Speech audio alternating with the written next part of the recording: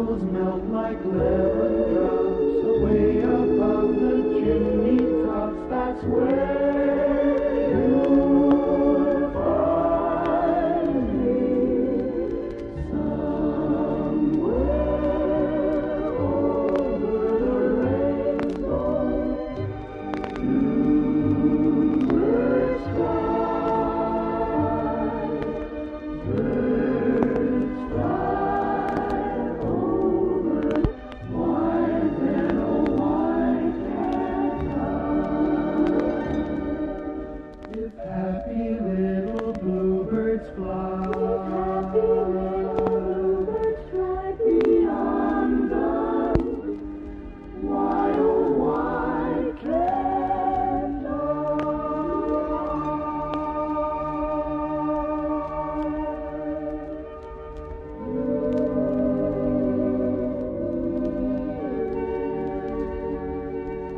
Hello there.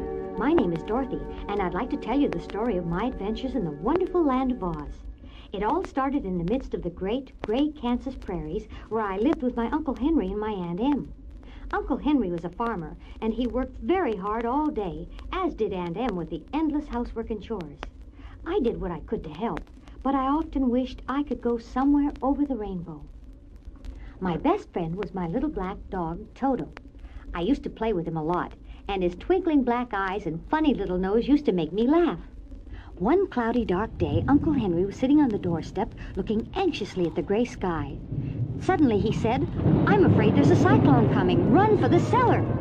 Aunt Em did, but Toto jumped out of my arms and hid under the bed.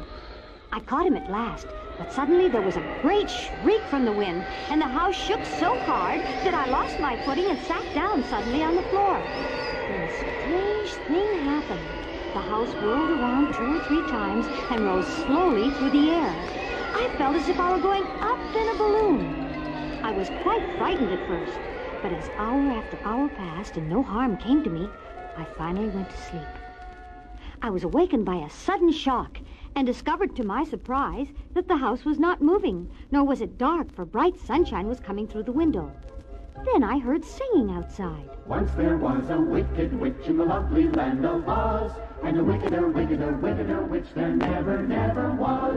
She filled the folks in Munchkin land with terror and with dread, till one fine day from Kansas way a cyclone caught a house that brought the wicked, wicked witch her doom. As she was flying on her broom,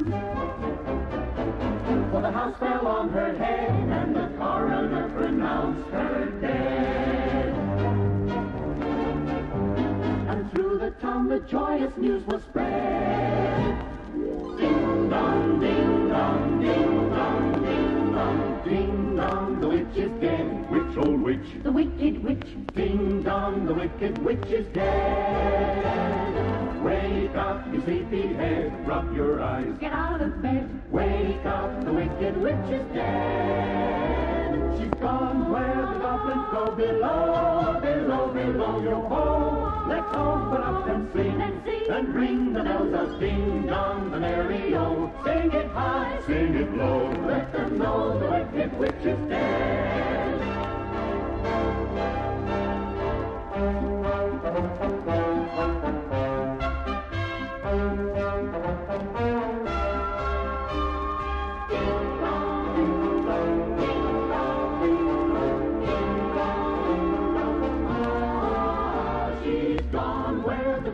Go below, below, below your hole. Let's open up and sing and ring the bells out. Ding dong, the merry-o. Sing it high, Sing it low. let them know the wicked witch is dead. I went outside, and there was a group of the strangest people I had ever seen. They were not as big as grown folk, but neither were they very small. They were about my size, but they looked many years older than I. They were dressed all in blue and wore little pointed hats with bells on them. While I was marveling at these strange creatures, there suddenly appeared from nowhere a little old woman dressed all in white. She came up to me, made a low bow, and said, "You are most welcome, noble sorceress, to the land of the Munchkins. We are so grateful to you for having killed the Wicked Witch of the East and for setting our people free from bondage. You are very kind, but there must be some mistake. I have not killed anything. Your house did anyway, and that is the same thing. See, there are her 2 toes sticking out from under your house. Oh, dear, the house must have fallen on her. Whatever shall we do? There is nothing to be done. She was a wicked witch and held the Munchkins in bondage for many years. Are you a Munchkin? No, but I am their friend. I am the Witch of the North. I am a good witch, but not as powerful as the wicked witch who lived here. There were 4 witches in the land of Oz. 2 of them, the ones who live in the north and the south, are good witches. Those who dwelt in the east and west were wicked. But now that you have killed the Witch of the East, there is but one wicked witch left in all the land of Oz, the one who lives in the west. I am anxious to get back to my aunt and uncle, for I am sure they will worry about me. Can you help me find my way? I'm afraid not, my dear. The land of Oz is surrounded by a great and impassable desert. But perhaps the wonderful Wizard of Oz can help you. Where can I find him? In the City of Emeralds, in the exact center of Oz. How can I get there? The Munchkins will tell you. You should take the magical silver shoes of the Witch of the East and my kiss, which will protect you from injury, and go at once to the Wizard of Oz. Goodbye, my dear.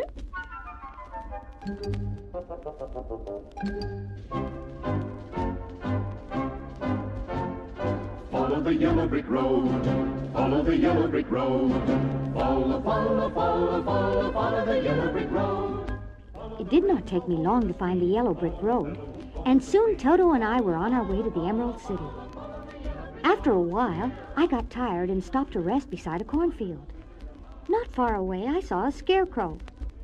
As I looked at him, I was surprised to see one of his queer, painted eyes wink at me. I was even more surprised when he spoke to me. Good day. Did you speak? Certainly. How do you do? I'm pretty well, thank you. How do you do? I'm not feeling well, for it is very tedious being perched up here night and day to scare away crows. Can't you get down? No, for this pole is stuck up my back. If you will please take away the pole, I shall be greatly obliged to you. My, you don't weigh much, do you? No, my body is all stuffed with straw, which is very light. I thank you very much. Oh, I feel like a new man. Now we should get acquainted. Who are you and where are you going? My name is Dorothy, and I am going to the Emerald City to ask the Great Oz to send me back to Kansas. Where is this Emerald City, and who is Oz? Why, don't you know? No, indeed. I don't know anything. You see, I am stuffed, so I have no brains at all. Oh, I'm awfully sorry for you. Do you think if I go to the Emerald City with you that Oz would give me some brains? I don't know, but you may come with me if you like. If Oz will not give you any brains, you will be no worse off than you are now. That is true. You see, I don't mind my legs and arms and body being stuffed because I cannot get hurt. If anyone steps on my toes or sticks a pin into me, it doesn't matter, for I can't feel it. But I do not want people to call me a fool. And if my head stays stuffed with straw instead of brains, as yours is, how am I ever going to know anything? I understand how you feel. If you will come with me, I'll ask Oz to do all he can for you. Thank you.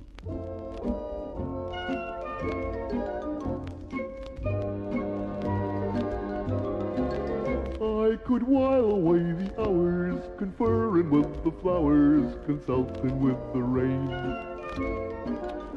And my head I'd be scratching while my thoughts were busy hatching if I only had a brain. He'd unravel every riddle for any individual in trouble or in pain. Oh yeah. With the thoughts I'd be thinking I could be another Lincoln if I only had a brain. Oh, I can tell you why the ocean's near the shore. I could think of things I never thunk before. And then he'd sit and think some more. I would not be just a nothing, my head all full of stuffing, my heart all full of pain. And perhaps I'd deserve you and be even worthier of you if I only had a brain. Oh, God.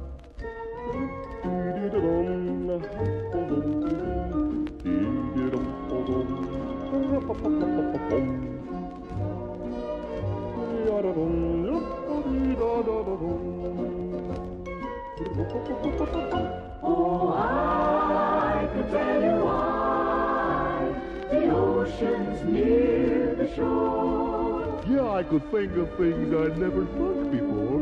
Yeah. And then he'd sit and think some more. I would not be just a nothing, my head all full of stuffing and my heart all full of pain.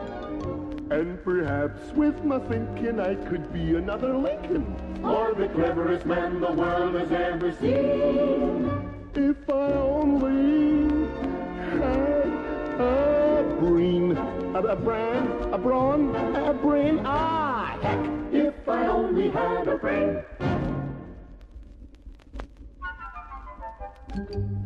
So our little party set off again along the path of yellow brick for the Emerald City. At first, Toto was suspicious of the Scarecrow and smelled around him and growled a little, but he soon got used to the Man of Straw.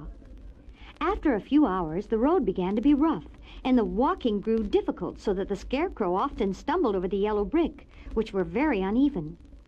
There were many holes in the road, and the Scarecrow, having no brains, would walk straight ahead and fall into them. I kept having to pick him up and set him on his feet again, but he never seemed to mind the falls and laughed merrily at his own mishaps. When evening came and the light faded away, we found ourselves stumbling along in the darkness. I could not see at all, but Toto could, and the Scarecrow said he could see as well as by day. So I took his arm, and we managed to get along fairly well. Finally, the Scarecrow saw a little cottage beside the road, and we decided to stop for the night. The cottage was empty, and there was a bed of dried leaves in one corner. I lay down on it at once and soon fell fast asleep. When I woke up in the morning, the sun was shining through the trees, and Toto had long been out chasing birds. The Scarecrow was still standing patiently in the corner where he had stood guard all night. We must go and search for water. Why do you want water? To wash my face and hands, and to help wash down this dry bread I'm going to have for breakfast. It must be inconvenient to be made of flesh, for you must sleep and eat and drink. However, you have brains, and it is worth a lot of bother to be able to think properly. We left the cottage and walked through the trees until we came to a little spring of clear water. As I was eating, we suddenly heard a deep groan. I looked around and saw something shining in a ray of sunshine. We went over to it and found to our surprise that one of the big trees had been partly chopped through, and standing beside it, with an uplifted axe in his hands, was a man made entirely of tin. His head and arms and legs were jointed upon his body, but he stood perfectly motionless, as if he could not move at all. Did you groan? Yes, I did. I've been groaning for more than a year, and no one has ever heard me before or come to help me. What can I do for you? Get an oil can and oil my joints. They are rusted so badly I cannot move them at all. If I am well oiled, I shall soon be all right again. You will find an oil can in my cottage. I ran back to the cottage and soon found the oil can. When I got back to the Tin Man, Toto was barking at him, and when he snapped at the tin legs, he hurt his teeth. Where are your joints? Oil my neck first, then the joints in my arms, then my legs.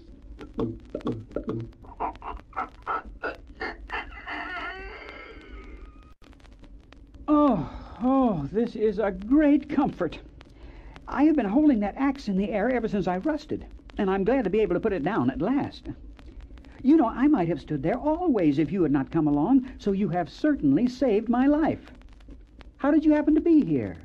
We are on our way to the Emerald City to see the Great Oz, and we stopped at your cottage to pass the night. Why do you wish to see Oz? I want him to send me back to Kansas, and the Scarecrow wants him to put a few brains into his head. Do you suppose Oz could give me a heart? Why, I guess so. It would be as easy as to give the Scarecrow brains. True. So if you will allow me to join your party, I will also go to the Emerald City and ask Oz to help me. Come along. We'll be pleased to have your company. Would you please put my oil can in your basket in case it rains again and I rust? So again our little party set off on the yellow brick road. Along the way, the Tin Woodman told us of how the Wicked Witch of the East had put a spell on him, turning him from a real person into a man of tin. We were now in a deep, dark forest, and occasionally we heard a low growl from some wild animal hidden among the trees. Toto, like the smart dog he is, walked close by my side and did not even bark in return. Suddenly, there came from the forest a terrible roar, and the next moment a great lion bounded into the road. Toto, now that he had an enemy to face, ran barking toward the lion, and the great beast opened his mouth to bite the little dog. So I rushed forward and slapped the lion on his nose as hard as I could. Don't you dare to bite, Toto. You ought to be ashamed of yourself. A big beast like you to bite a poor little dog. I didn't bite him. No, but you tried to. You are nothing but a big coward. I know it. I've always known it. But how can I help it? What makes you a coward? It's a mystery to me. I suppose I was born that way. All the other animals in the forest naturally expect me to be brave, for the lion is everywhere thought to be the king of beasts. I learned that if I roared very loudly, every living thing was frightened and got out of my way. But really, all the time I was very scared inside. But that isn't right. The king of beasts shouldn't be a coward. I know it. It is my great sorrow. It makes life very unhappy. Have you any brains? I suppose so. I've never looked to see. I am going to the Great Oz to ask him to give me some, for my head is stuffed with straw. And I am going to ask him to give me a heart. And I'm going to ask him to send Toto and me back to Kansas. Do you think Oz could give me courage? Just as easily as he could give me some brains. Or give me a heart? Or send me back to Kansas. Then if you don't mind, I'll go with you.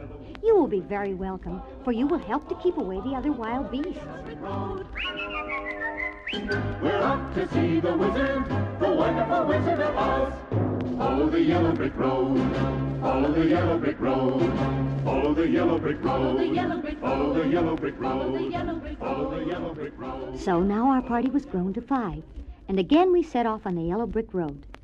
We had many adventures along the way. One time we came to a great chasm, and the only way we could get across was to ride on the lion's back, one at a time, as he jumped across and then jumped back again. Another time we came upon a field of deadly poppies, and Toto and I fell asleep under their spell. But the Scarecrow and the Tin Woodman weren't affected, and they made a chair with their hands and carried us out. Finally, after many long days of travel, we saw a beautiful green glow in the sky. As we walked toward it, the glow became brighter and brighter. Soon we saw it was the Emerald City, surrounded by a great green wall. Right at the end of the road of yellow brick was a huge gate, all studded with emeralds that glittered in the bright sunlight. There was a bell beside the gate, and I rang it. The big gate swung slowly open, and there before our eyes stood a little man, clothed all in green. What do you wish in the Emerald City? We came here to see the Great Oz. It has been many years since anyone asked me to see Oz. He is powerful and terrible, and if you come on an idle or foolish errand to bother the great wizard, he might be angry and destroy you all in an instant. But it is not a foolish errand nor an idle one. It is important, and we have been told that Oz is a good wizard. So he is, and he rules the Emerald City wisely and well. I am the guardian of the gates, and since you demand to see the Great Oz, I must take you to his palace. But first, you must put on the spectacles. Why? Because if you do not wear spectacles, the brightness and glory of the Emerald City will blind you. So the Guardian fitted us all with spectacles, even Toto, who looked very funny in his, and we all went into the Emerald City. The streets were lined with beautiful houses, all built of green marble and studded everywhere with sparkling emeralds. The window panes were of green glass, and even the sky above the city had a green tint. All the people were dressed in green, and in the shops were green candy and green popcorn, green lemonade, and all kinds of green clothing, from hats to shoes.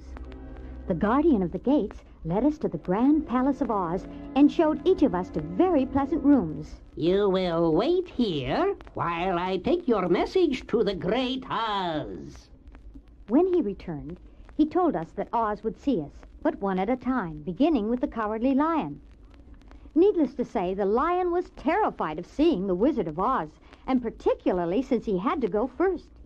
He was even more frightened when he returned. The wizard was a huge ball of fire. He told me he will grant me courage, but only if I kill the Wicked Witch of the West. The Tin Woodman was the next to go, and he was rattling in all his joints when he returned. The wizard was a ferocious beast. He told me he will give me a heart, but only if I kill the Wicked Witch of the West. Then it was the Scarecrow's turn. After what you've told me, I couldn't believe it. But the wizard was a lovely lady. But she told me she'd give me brains only if I killed the Wicked Witch of the West. Now it was my turn. Clutching Toto, I was ushered into the great throne room. It was a big, round room with a high arched roof. Emeralds were everywhere. In the middle of the room was a huge throne, and sitting in the throne was an enormous head without a body to support it or any arms or legs whatever. There was no hair upon his head, but it had eyes and nose and mouth. Toto barked at it, and suddenly the mouth moved. I am Oz, the great and terrible. Who are you? And why do you seek me? I am Dorothy, the small and meek. I've come to you for help. Where did you get the silver shoes? I got them from the Wicked Witch of the East when my house fell on her and killed her. What do you wish me to do? Send me back to Kansas, and Toto, too, where my Aunt Em and Uncle Henry are. I am sure they would be dreadfully worried over my being away so long. Why should I do this for you? Because you are strong and I am weak. But you are strong enough to kill the Wicked Witch of the East? Oh, that just happened. I couldn't help it. I didn't mean to. Well, I will give you my answer. You have no right to expect me to send you back to Kansas unless you do something for me in return. What must I do? Kill the Wicked Witch of the West. But I cannot. I never killed anything willingly. And even if I wanted to, how could I kill the Wicked Witch? If you, who are great and terrible, cannot kill her yourself, how do you expect me to do it? You have your friends to help you. Until the Wicked Witch dies, you will not see your uncle and aunt again. Remember that the witch is very wicked and deserves to be killed. Now go, and do not ask to see me again until you have done your task. It was a sad little group that gathered at the great gate to the Emerald City. What shall we do now? There's only one thing we can do, and that is to seek out the Wicked Witch of the West and destroy her. But I'm too much of a coward to do it myself. I'll go with you, though. I'll go with you, Dorothy, but I shall not be of much help, for I am such a fool. I haven't the heart to harm even a witch, but I'll go with you, too. If we must, we must. Else I shall never see Aunt Em and Uncle Henry again. Guardian, Which road leads to the Wicked Witch of the West? There is no road. No one ever wishes to go that way. How then will we find her? That will be easy. For when she knows you are in her country, she will find you and make you all her slaves. How will she know we're there if we keep hidden? She has but one eye, but it is as powerful as a telescope, and she can see everywhere and through everything. Well, good then. The sooner she finds us, the sooner we can destroy her. Oh, I didn't know you were going to do that. No one has ever destroyed her before. But take care, for she is wicked and fierce and may not allow you to destroy her. Keep to the west, where the sun sets, and you cannot fail to find her.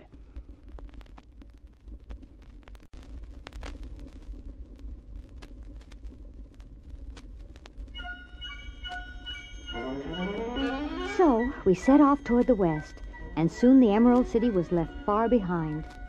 When night came, we lay down to sleep in a little meadow with the Scarecrow and the Tin Woodman, who needed no sleep, standing guard.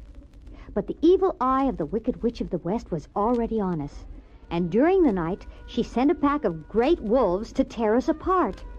The Tin Woodman, with his trusty axe, disposed of them all. Then the Wicked Witch sent a flock of wild crows to attack us, but the Scarecrow did them all in. At this, the Wicked Witch was furious and called upon her winged monkeys, who came by the hundreds and swooped down and caught us and carried us away. Because of the mark on my forehead made by the Good Witch of the North, the Wicked Witch couldn't harm me. This made her very angry. Oh, I may not be able to harm you because of the Witch of the North's kiss, but listen to what I have done to your friends. I had the flying monkeys carry the Tin Woodman until they were over a country thickly covered with sharp rocks. They dropped him as hard as they could. And there he lies now, battered and dented and unable to move. Oh, that's awful. And that silly Scarecrow. I had the monkeys pull all of the straw out of his clothes and head.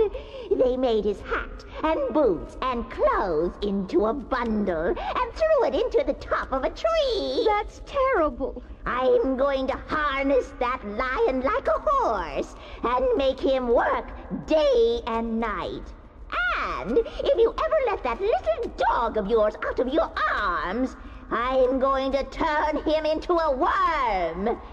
As for you, if you'll give me those silver shoes, I won't harm you at all. Never, never, never. I knew if the evil witch got the silver shoes, they would give her more power than she had ever had, and she would use it for evil. So I never took the shoes off, even when I slept at night. But the cunning witch placed an invisible magic bar of iron on the kitchen floor, and I tripped over it and lost one of the shoes. The witch grabbed it with a crow of triumph. Got it!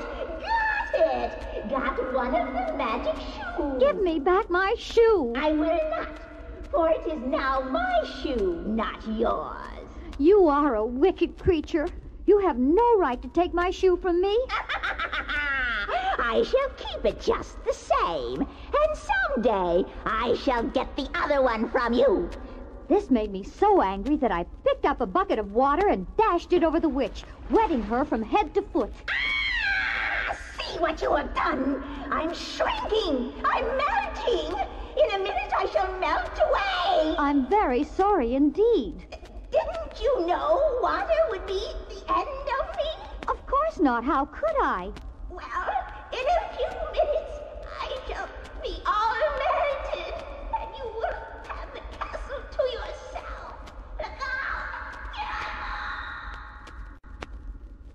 Ding dong, ding dong, ding dong, ding dong, ding dong, the witch is dead. Which old witch? The wicked witch. Ding dong, the wicked witch is dead. Wake up, you sleepy head, rub your eyes, get out of bed. Wake up, the wicked witch is dead. She's gone where the goblins go below, below, below, yo ho. Let's open up and sing and ring the bells out. Ding dong, the merry ode. Sing it high, Sing it low. Let them know the wicked witch is dead. The Winkies had been slaves of the Wicked Witch of the West for so long that they were overjoyed to be free. They rescued the Tin Woodman and fixed his dents, and stuffed the Scarecrow with fresh new straw, freed the lion from the witch's dungeon, and very soon the 5 of us were off to see the wizard again. This time we were allowed to go into the throne room all together, but it was empty. Then we heard a voice. I am Oz, the great and terrible. Why do you seek me? Where are you? I am everywhere, but to the eyes of common mortals I am invisible. We have come to claim our promise, O Oz. What promise? You promised me that you would send me back to Kansas when the Wicked Witch was destroyed. And you promised to give me brains. And you promised to give me a heart. And you promised to give me courage. Is the Wicked Witch really destroyed? Yes, I melted her with a bucket of water. Dear me, how sudden. Well, come to me tomorrow, for I must have time to think it over. You've had plenty of time already. We shan't wait a day longer. You must keep your promises to us. For his part, the lion let out a huge and terrifying roar. It was so loud, it tipped over a little screen in one corner of the room. Behind the screen was standing a little old man with a bald head and a wrinkled face who seemed as surprised as we were. Who are you? I am Oz, the great and terrible. I thought Oz was a great head. And I thought Oz was a lovely lady. And I thought Oz was a terrible beast. And I thought Oz was a ball of fire. No, you are all wrong. I have been making believe. Making believe? Are you not a great wizard? Hush, my dear. Don't speak so loudly or you will be overheard and I shall be ruined. I'm supposed to be a great wizard. And aren't you? Not a bit of it, my dear. I'm just a common man. You're more than that. You're a humbug. Exactly so. I am a humbug. But this is terrible. How shall I ever get my heart? Or I my courage. Or I my brains. Oh, you don't need them. You are learning something every day. A baby has brains, but it doesn't know much. Experience is the only thing that brings knowledge, and the longer you are on Earth, the more experience you are sure to get. That may all be true, but I shall be very unhappy unless you give me some brains. Well, I'm not much of a magician, but I will give you some brains of bran mixed with pins and needles. If you let me borrow your head for a moment, I'll put these brand new brains in. I cannot tell you how to use them, however, you must figure that out for yourself. Now, how about my courage? Oh, you have plenty of courage, I am sure. All you need is confidence in yourself. There is no living thing that is not afraid when it faces danger. True courage is in facing danger when you are afraid. And that kind of courage you have plenty of. Perhaps I have, but I'm scared just the same. I shall be very unhappy unless you give me the sort of courage that makes one forget he's afraid. Oh, very well. Drink this green gold liquid. What is it? Well, if it were inside of you, it would be courage. You know, of course, that courage is always inside one, so that this really cannot be called courage until you have swallowed it. Therefore, I advise you to drink it as soon as possible. How do you feel now? Full of courage. What about my heart? Why, as for that, I think you are wrong to want a heart. It makes most people unhappy. If you only knew it, you are in luck not to have a heart. That must be a matter of opinion. For my part, I will bear all of the unhappiness without a murmur if you will give me a heart. Very well. Here is a pretty heart made entirely of silk and stuffed with sawdust. But it will be necessary for me to cut a little square out of your chest. Is that all right? Of course. Never mind the patch. I am very grateful to you and shall never forget your kindness. And now, how am I to get back to Kansas? Yeah, we shall have to think about that. Give me 2 or 3 days to consider the matter, and I'll try to find a way to carry you over the desert. For 3 days I heard nothing from Oz. These were sad days for me, although my friends were all quite happy and contented. The Scarecrow told us there were wonderful thoughts in his head, but he would not say what they were because he knew no one could understand them but himself. The Tin Woodman walked about feeling his heart rattling around in his breast and told us he had discovered it to be a kinder and more tender heart than the one he had owned when he was made of flesh. The Lion declared that he was now afraid of nothing on earth. Finally, on the 4th day, Oz sent for me. Sit down, my dear. I think I have found a way to get you out of this country. And back to Kansas? Well, I'm not sure about Kansas, for I haven't the faintest notion of which way it lies. But the first thing to do is to cross the desert. After that, it should be easy to find your way home. How can I cross the desert? Well, I'll tell you what I think. You see, when I came to this country, it was in a balloon. You also came through the air, being carried by a cyclone, so I believe that the best way to get across the desert will be through the air. Now, it is quite beyond my powers to make a cyclone, but I have been thinking the matter over, and I think I can make a balloon. How? A balloon is made of silk, which is coated with glue to keep the gas in it. I have plenty of silk in the palace, so there will be no trouble to make the balloon. But in all this country, there is no gas to fill the balloon with, so it can float. If it won't float, it will be of no use to us. True, but there is another way to make it float, and that is to fill it with hot air. Hot air isn't as good as gas, and if the hot air should get cold, it would come down in the desert and we should be lost. We? Are you going with me? Oh, yes, of course. I am tired of being such a humbug. I'd much rather go back to Kansas with you and be in the circus again. I should be glad to have your company. Thank you, my dear. Now, if you will just help me sew the silk together, we will begin to build the balloon. A few days later, the balloon was finished. Oz ordered the balloon carried out in front of the palace, and the people gazed upon it with much curiosity. The Tin Woodman had chopped a big pile of wood, and now he made a fire of it. And Oz held the balloon over the fire so that the hot air that rose from it would be caught in the silken bag. Gradually, the balloon swelled out and rose into the air until finally the basket just touched the ground. Then Oz got into the basket and asked me to get in. But just then, Toto ran away into the crowd, and I ran after him. Suddenly, the ropes holding the balloon parted, and Oz and the balloon rose into the air without me. That was the last any of us ever saw of Oz, the wonderful wizard. I wept bitterly at the passing of my hope to get home to Kansas again.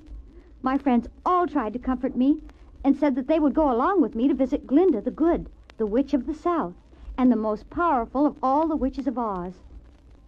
After a long journey, we reached the marvelous castle of Glinda the Good and were taken into her presence. She was most beautiful. Her dress was pure white and her eyes were blue, and they looked kindly on our little group. What can I do for you, my child? My greatest wish now is to get back to Kansas, or Aunt Em will surely think something dreadful has happened to me. Bless your dear heart.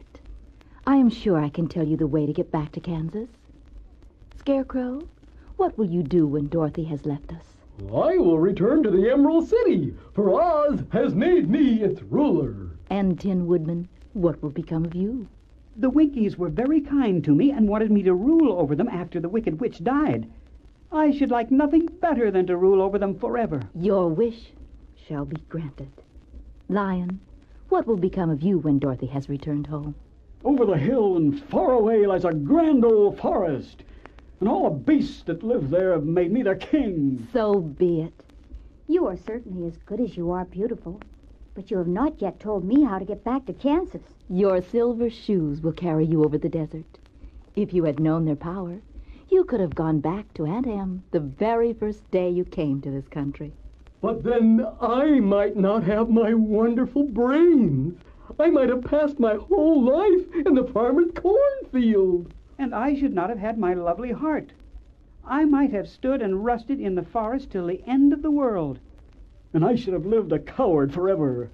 And no beast in all the forest would have had a good word to say to me. This is all true, and I am glad to be of use to these good friends. But now, I think I should like to go back to Kansas.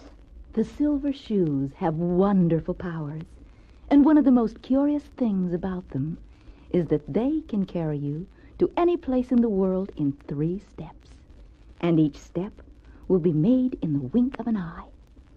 All you have to do is knock your heels together 3 times and command the shoes to carry you wherever you wish to go. If this is so, I will ask them to carry me back to Kansas at once. I thanked Glinda for all the kindness she had shown to my friends and to me. Then I took Toto up in my arms and clapped the heels of my shoes together 3 times, saying, "Take me home to Aunt Em. Take me home to Aunt Em. Take me home to Aunt Em." Instantly, I was whirling through the air so swiftly that all I could see or feel was the wind whistling past my ears. The silver shoes took but 3 steps, and then I stopped so suddenly that I rolled over on the grass several times before I knew where I was. Then I saw that I was sitting on the broad Kansas prairie, and just before me was the new farmhouse Uncle Henry had built after the cyclone had carried away the old one. Uncle Henry was milking the cows in the barnyard, and Toto jumped out of my arms and ran toward the barn, barking joyously. When I stood up, I found I was in my stocking feet, for the silver shoes had fallen off in my flight through the air and were lost forever in the desert. Just then, Aunt Em came out of the house, and I ran towards her. "My darling child," she cried, "where in the world did you come from?" "From the land of Oz," I said. "And here is Toto, too. And oh, Aunt Em, I'm so glad to be at home again."